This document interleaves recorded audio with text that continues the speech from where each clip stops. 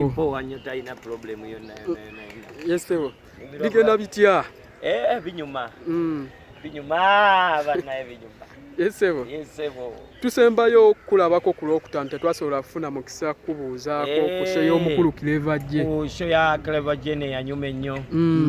She kyasinze okunyumira the introduction how we came on stage. Thank you very much. The performance was nice. The crowd was energetically crazy. And I think the sound was good.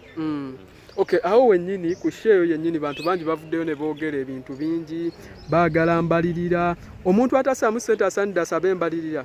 Mbalirete. Ey'ekivvulu Clever J nti bajja abategesi bamulage ensaasaanya n'ennyingiza bwe yali. Abantu bennyini ku social media. Abantu balina okwogera. Naye abantu era tebasobola. Abantu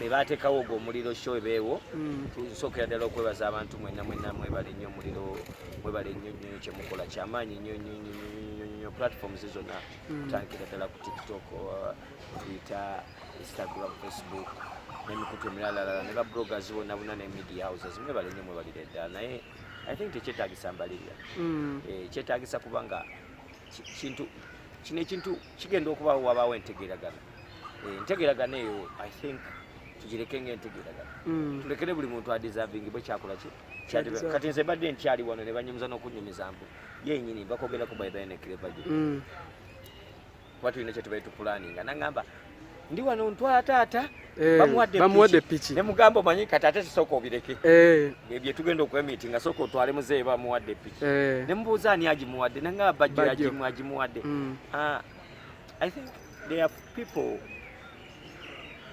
who deserve more. Waliwo abantu abagala ne industry obukalaba akasajja kabayita Abitex kikofiira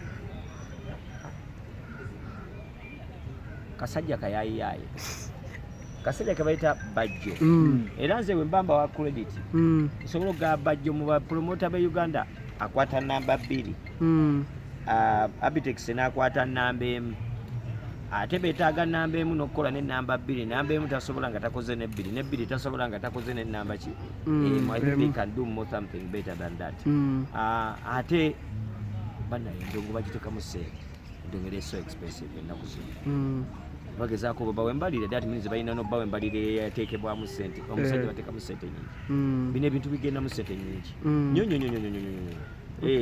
si byakusaaga guno mulimu gwe tulimu gw'amaanyi nnyo bateekamu ssente nnyingi nnyo ba promoters okubeera okatira bagye yategese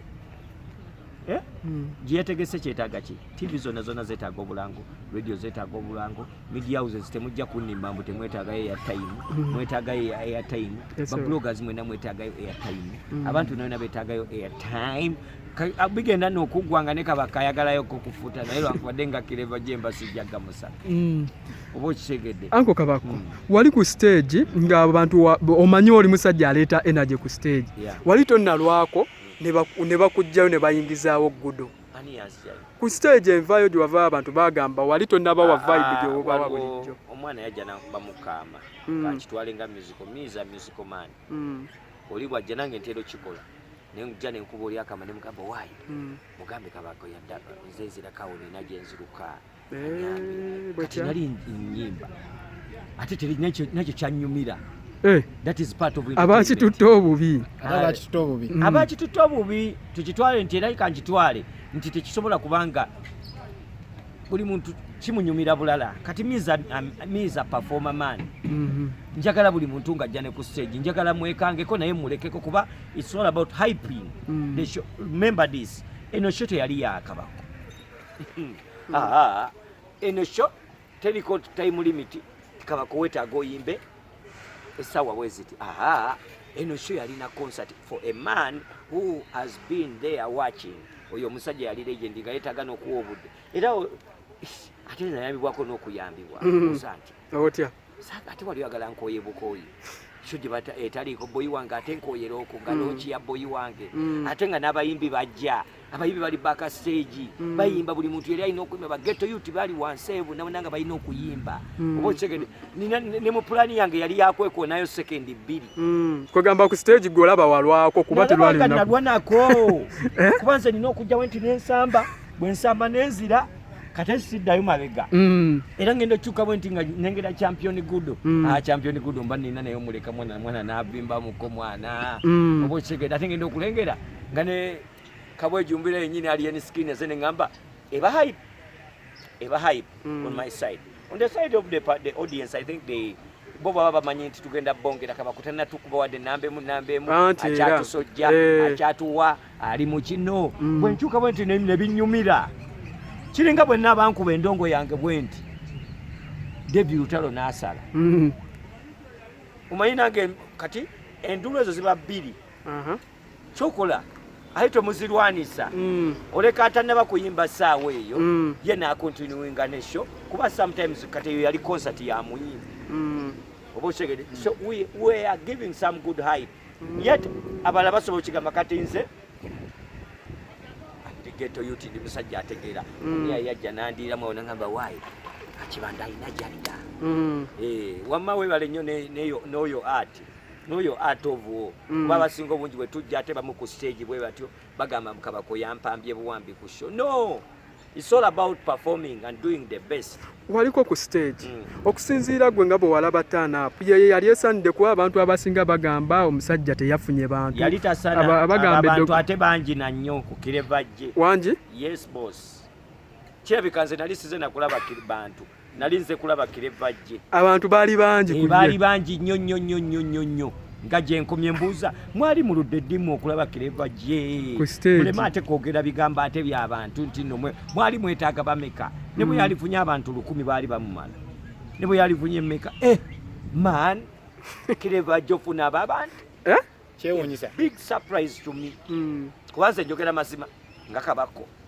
sikola nakomakolako nakolako wamma wali n'empisa bubi gundi oli nakolako mu Centenary Park Messi wali wantu wali ne security ekyukamu bale bagala embwa eboggola bagala eziwunyiriza bomu ne bagala Uber security bagala n'aba crime preventers bagala waba amaje bagala ne police kwegama ebitongole diso siso kuso bonna babetaaga mweche kifo kikuume ekivulu ekye Kampala. So the show has to be more expensive era ne bazanze ne bapromota akateeka mu time eyo ne bawuliriza mbadde wano ne promoter omune munyumiza ne on that very show I got so surprised era big up to Master Parrot nali sinagenda ku stage Master Parrot nankuba show enje yanyumira obulungi mwana ne mpulira ngandi oba nze nali nzira kugamba napikinga bulungi nnyo kayaye kansigula bulungi show big up yourself kagamba show kati wulira nze ate ebyabye nasangayo show enyumira bantu era we namala natola wali ku table ya Spice Diana omwana nankuba bulungi endongo nanzikusa bulungi najja n'obutiba bwe ne bisubi bangi bavuluze ennyambala ye eyo ati mulungi nyama we bale nnyo we balire ddala abasinga obungi batulengera nga tuzze kati nze nnyimba nenzijjamu n'engatto ne bagamba laba nno oyo tategeera munnaye si butategeera. Let it be free. Omusajja kirevajje mumumanyi bwe mutyo mwenna temujja kutulimba buli omu amanyi kirevajje nti abeera eyo ng'apatikana abeeramu ebyo ebintu kati lwaki ajja otulimba mbukololo yafunye ssente ezambala amasuuti ag'emiliyoni era beebuuza akanuuye gwe akamuwa dizayini eyakanu kyusakyusaamu ne ku bunu okubira ddala buli mu kamiimo gatto yebemba empanvu dumuna yatunze dumuna tetakola nga kyalanisebo gamba nti dumuna ya design nga alina esi design. Okay, bugambo ki bw'olina eri bano abantu abalala be bali mu kusabira show oba concert omwaka guno okuli Rock Giant bali mu kusabira Dana Nalubega abantu bagamba at least n'abo babaweeyo ku show ono yayimba kabiite kisumuluzo ne Master Parrot eyakagende Alien Skin ne bakola show ne bakola oluyimba bebo ne gundi yennyini omusajja waffe Jamie Culture bagaye bagala abani abantu bagamba nabo babakwateko guno omwaka babakolere concert. I think ate concert si eyinza n'okusinga omuntu omujjayo they deserve more health wise kugera amazima ebituufu byogerwako abantu bano betaaga waliwo kyali akagambo keyogeranga Kyagulanyi oyo katera okwogera n'agamba mubakwateko abantu abo beetaaga kukwatako. Okukwatako si kivu, okukwatako kyetaaga mu buli kintu. Osobola okuba omuyala mu nsawo, osobola okuba omuyala mu lubuto, osobola okuba omuyala mu kulabirirwa. Abantu bano beetaaga kukwatibwako before nga tetunaba nagendako ababiri boyogeddeko my friend Loki Giant ejamikali kyebeetaaga ku wallahi billahi tallahi. Era nsaba abantu abalowooza abamanyi okumanya n'okutegeera bannange musembeze okumanya n'okutegeera abantu abo babiri. They are so good, they are so good. Nze jamikali kya atudde ku nnyimba z'abantu awo ku mutwe gw'ogwo gw'olaba awandikidde emikono gyange mingi nze tapandikirangayo naye buli mukwano gwange nina yali amuwandikiddeko. So yetaaga okulabirirwa obukuumi obw'ekitalo before nga tetunanagenda wala. The same to Loki Giant mulaba is a good friend of mine, a long time DJ. Mbadde naye ebbanga lyange lyonna emyaka gyonna mbadde n'okujja nga bw'oboogerako bakyali mu Jango Beat. Nga bw'oboogerako oyogera naku bukakamu bw'amaanyi. Omanyi mbamanyi nnyo katate Loki Giant nzikakkanamuko ne ŋŋamba maani nenjagala mbijjukire mu mwana ne ŋŋamba Katonda mubakwateko si bya concert. Mubakwateko ffenna tubakwateko nga essaala bwe zigenda mu maaso naye ng'okwata wako abantu bano beetaaga in life. Kati ze ndaba Loki Giant mwala ali yeetaaga okukwata okwamaanyi okw'ekitalo. Ndaba jamikali yeetaagira ddala obuyambi obw'ekitalo si ssente kuba ne bunozimu ayinza noziyuza, ayinza nozisula mu ttooyi, ayinza n'okugulamu nakyagira oba okitegedde. Beetaaga okutaasibwako abo. Ye oli omukyala gwe bayita Diana Nabatanze, a lady deserves everything. She can do whatever. Omukyala deserving okukola kimu listeners party. Abakyala be bawuliriza. Era omukyala yabe balina okukola listeners party. Omusajja wokeera okuwuliriza listeners party because they have to listen on you, a sweet voice, a sweet melody, ennyambala yo. Kati nze togenda kunjagalako nnyambala, ojja kwagala bwagazi n'ekyakalira yange na biki byenkola. Kati abakyala ate bo ino mwagalako ennyambala najja n'akyusa kano. Era Amadana Nabatanze, if they say and if they say they say and if they say they mean it. Bwaba baagala concert bategeeza baagala girabako. Naffe bazitu bagimplikaawo. Balinawo gye bansaba baŋŋamba tuwe jangu e Kampala munajjuzaawa njije era kanzijekaawo e Kampala next year inshallah. Next year nzijewo naawe kati sobutajjaakaawo Kampala. Mpulira embwa bwe ziboggola nange baŋŋamba embwa kati Kabako kumanga gwe ekivvulu ekikyo kino ekyamaanyi weetaaga embwa 9. Weewulira mwako gujja si bwe neewulira bamusaba. We have to do the best. bani abakusaba abo botagala kwogera Anti bane kwekyo be bantu nze kyogamba nyimbira mizimu giri mu ttaka jasi tukuba bukubi emizimu ne gizuukuka giri mu ttaka naye nga tukubira bantu balamu benyini betukubira ddala era be bakaaba ne bagamba nti otutta gina emizimu ne givaayo giri mu ttaka. And I think if you do more you deserve more. Musonye munge nanjiga akazungu kama. Wow, tukuwulira naffe. If you do more you deserve more. If you do the best you deserve the best. So I could be saying that I deserve the best.